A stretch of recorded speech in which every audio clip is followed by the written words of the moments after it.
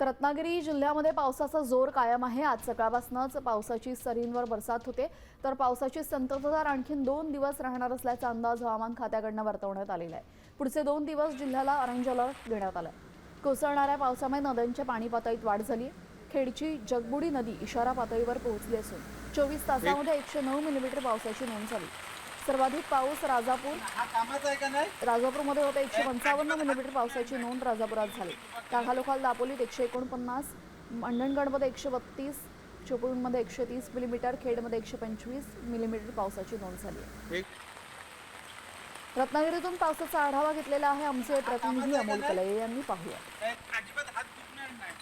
विश्रांती घेतलेल्या पावसानं पुन्हा एकदा दमदार बॅटिंग सुरू केलेली आहे। आज सकाळपासून पावसाची रत्नागिरी जिल्ह्यामध्ये रिपरिप पाहायला मिळते। रत्नागिरी जिल्ह्याचा जर विचार केला तर रत्नागिरी जिल्ह्यामध्ये सरासरीचा पाऊस आहे तो सरासरी पाऊस 109 मिलीमीटर इतका झालेला आहे आणि सर्वाधिक पाऊस हा राजापूर तालुक्यामध्ये राजापूर तालुक्यामध्ये 155 मिलीमीटर इतका पाऊस जो आहे तो झालेला आहे। एकंदरीत पाहिलं तर मंडणगडमध्ये 132 पाऊस झालेला आहे। दापोलीमध्ये 142 मिलीमीटर इतक्या पावसाची नोंद झालेली आहे। त्याचबरोबर चिपळूणमध्ये 130 मिलीमीटर इतक्या पावसाची नोंद झालेली आहे।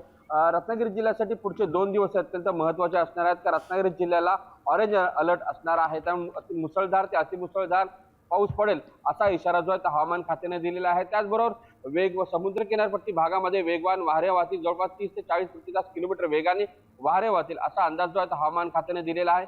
मात्र गेल्या काही दिवसांपासून पडणारा संततधार पावसामुळे रत्नागिरीतल्या नद्यांच्या पाणी पातळीमध्ये कमालीची वाढ झालेली आहे। नद्या अक्षरशः दुथडी भरून वाहताना या ठिकाणी आपल्याला पाहायला मिळतात। आपण सध्या याच काजळी नदीच्या काठावरती आहोत आणि काजळी नदी अक्षरशः ही दुथडी भरून वाहताना आपल्याला पाहायला मिळते। त्याचबरोबर खेडमधली जगबुडी नदी ही इशारा पातळीवर सध्या वाहताना पाहायला मिळते।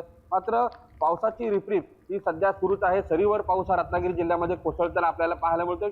पुढचे 48 तास हे रत्नागिरीसाठी महत्त्वाचे असणार आहे, कारण मुसळधार ते अतिमुसळधार पाऊस पडेल असा इशारा जो आहे हवामान खात्याने दिलेला आहे। अमोल कलये, साम टीव्ही, रत्नागिरी।